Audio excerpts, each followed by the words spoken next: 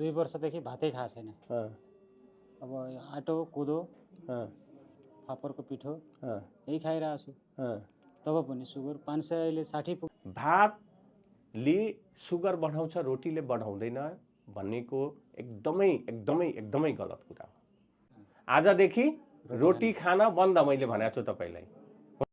पछिको 512 र खाना अघिको 224 हेर्नुस्, भात त छोकै छैन उहाँले यार, भात छोकै छैन। यो जतिको ठुलो विडम्बना लाइफमा केही पनि हुँदैन। नेपाली जाति भनेको बच्चैदेखि हामीले भात खान सिकेका छौँ यार, र भात नखाएसम्म तपाईलाई रसभरी दिए पनि जे दिए पनि मन मान्दैन। तैपनि डाक्टरले भनेर यो बिचाराले 2 वर्ष भइसक्यो भात छोकै छैन, तैपनि सुगर घट्या छैन नि त। सुगर खोइ घटेको त? यो गलत कन्सेप्ट हो, गलत कन्सेप्ट हो, गलत कन्सेप्ट हो। बुझिराख्नुहोस् र यो कन्सेप्टबाट निस्किनुहोस्। तपाईँ यहाँ आएको कहिले हो भन्नुहोस् त? हिजो दिनभरि कुद्नु भयो। पालो मेरो कति बजे पाउनु भयो? राति 4 बजे। 4 बजे उहाँले 4 बजे बिहानको 4 बजे पालो पाउनु भयो। यत्रो बेरमा तपाईले जति हेर्नु भयो यहाँनेरि कस्तो भिडभाड देख्नु भयो?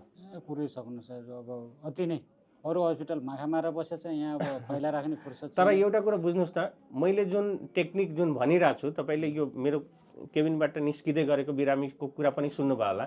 मैले के भनेको छु? भात खानुस् भनेको छु। मैले तपाईलाई मैले हिजो यत्रो मैले ग्राफमा मैले तपाईलाई देखाइदिएको छु। भात राम्रो कि रोटी राम्रो कि फापर कोदो राम्रो, यो ग्राफ मैले बनाएको हो। मैले के भने? आजदेखि रोटी खान बन्द हो नि, कोदो नखाने, ढिडो नखाने, आटो नखाने भनेको छु। जुन कुरो तपाईले विगत 2 वर्षदेखि गर्दै आउनु भएको छ। ओजन कति घट्यो रे? ओजन मेरो 73 किलोमा अहिले 62 भनेपछि 11 किलो ओजन घट्यो उहाँको 1.5 वर्षमा। 11 किलो 1 वर्षमा सम्झिनुस्। 1 वर्षमा 11 केजी ओजन घट्या छ, अहिले 62 केजी छ। भात नखाएर के भयो त? सुगर कन्ट्रोल भयो? बढ्यो सर, बढ्यो। भात नखाएर सुगर कन्ट्रोल भएन। पहिलो कुरो त उहाँको मनमा एउटा भनौँ न डर पस्यो। जिन्दगी अब साला यो जिन्दगीमा यो जिन्दगी यहाँबाट न जाउन्जेलसम्म चाहिँ भात नखान पाइने भयो भन्ने कुरो उहाँको यहाँनेरि भयो। जुन कुराले मानसिक तनाव दिएको छ उहाँलाई। बच्चैदेखि त भातै खाएर म हुर्केछु, अब त भातै नखाने पाइने भयो। यो कुरोले बहुत ठुलो मेन्टल ट्रमा दिन्छ। हेर्नुहोस् है, मेन्टल ट्रमा। उहाँले त झन् मकै एकदम राम्रो जातको मकै किन्नु भएको छ अरे होइन? कहाँबाट? गाउँबाट। गाउँबाट राम्रो जातको मकै किनेर ल्याउनु भएको छ। अब मकैको आटो बनाउने रे होइन? आटो बनाएर त्यही खाने रे। जबकि यहाँ उहाँको नसालाई खाइसक्यो, किडनीलाई छोइसक्यो। यो तालाले हुन्छ त? विज्ञानलाई बुझ्ने कोसिस गर्नुपर्छ कि विज्ञानलाई बुझ्ने कोसिस गर्नुपर्छ हामीले। रोटीले त झनै सुगर बढाउँछ र यसको प्रमाण मैले बिरामीहरूलाई समेत मैले देखाइदिरहेको छु।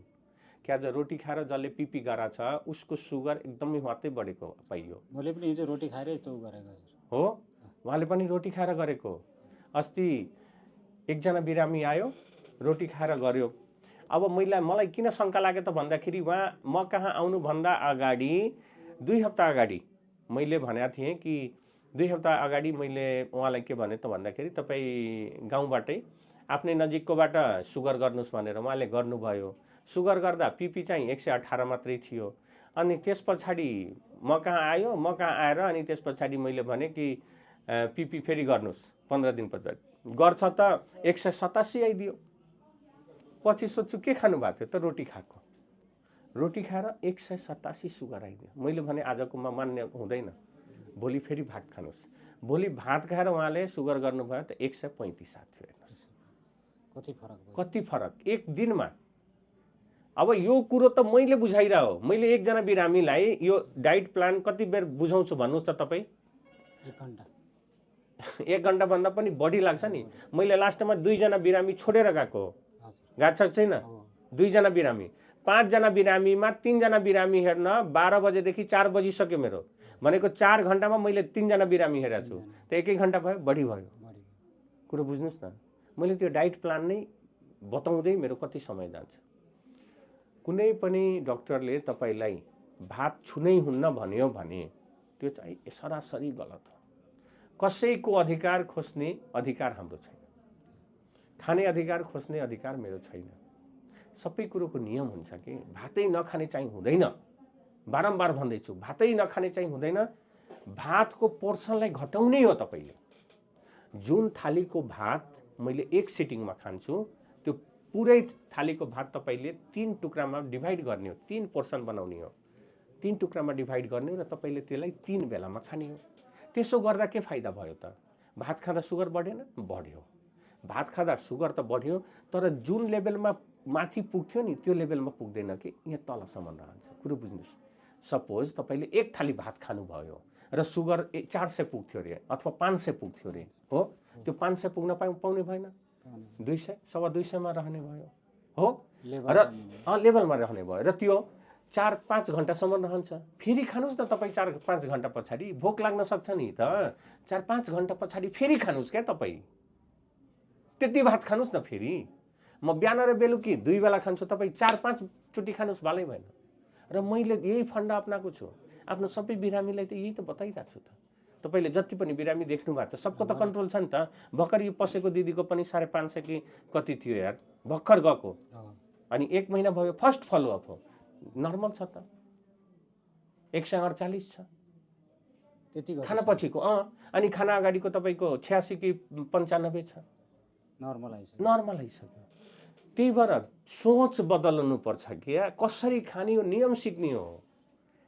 नियम सिक्ने हो कि नियम सिक्ने हो। तपाईहरुको लागि म दिन रात नभनिकन पनि नखाई हेरिरहेको छु यार बिरामी। यतिको बिरामी 4 जना 3 जना बिरामी हेर्न कहीं 4 घण्टा समय लाग्छ यार। मान्छेले पनि सुन्यो भने हाँस्छन् कि साला कस्तो पागल जन्मिया होला यार, उलाई त पैसाको। तपाईले के लाग्यो? मलाई पैसाको खाँचो छ जस्तो लाग्यो। कहाँ पैसा खाँचो हुने? बाहिर त्यत्रो पेशेन्ट छ तपाईको, पैसा खाँचो हुने त 5-5 मिनेटमा पठाइदिइहाल्नु नि त। हजुरको पैसा त पाकी त रहेछ।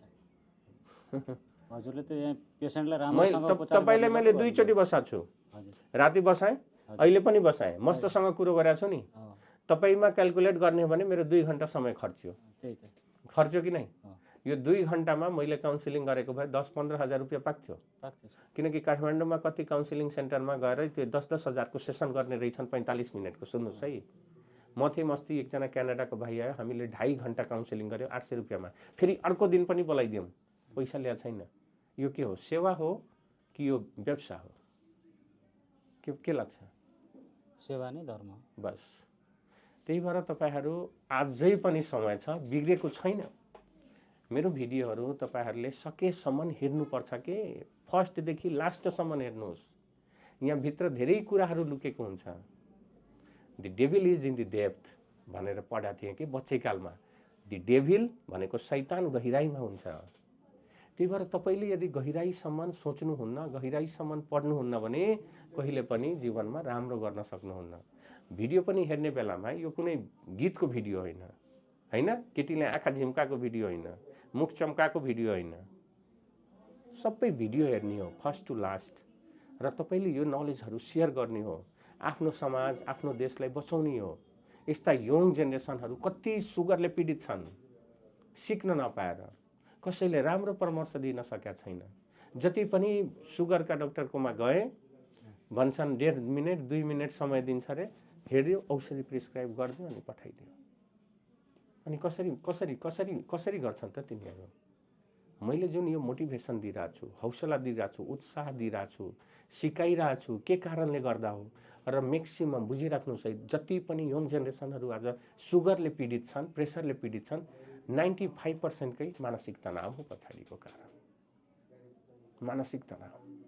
कसैको जागिर मन जस्तो भएको छैन, 3 जना सन्तान छन्, 2 जना छोरी छन्, भोलि छोरीको बिहे कसरी गर्ने भन्ने पिर परेको छ, बच्चाहरूलाई कसरी पढाउने भन्ने पिर परेको छ।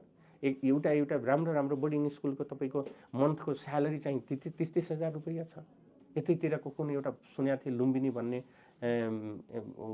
स्कुल रहेछ, 30 हजार रुपैयाँ रे स्यालेरी। कसरी तिर्छन् त? यो सब तनावले गर्दा सबै डिप्रेसनमा गइरहेछन्। Sugar देखिरहेछ, pressure देखिरहेछ। अहिले चाहिँ हाम्रो यङ जेनेरेसनलाई बचाउनु पर्ने एकदमै खाँचो छ। हेर्नुस्, जसको उमेर तपाईको 70, 75, 80 वर्ष भइसक्यो, त्यो जनशक्ति यदि हराएर गयो अथवा उहाँहरूलाई केही भयो भने त्यतिको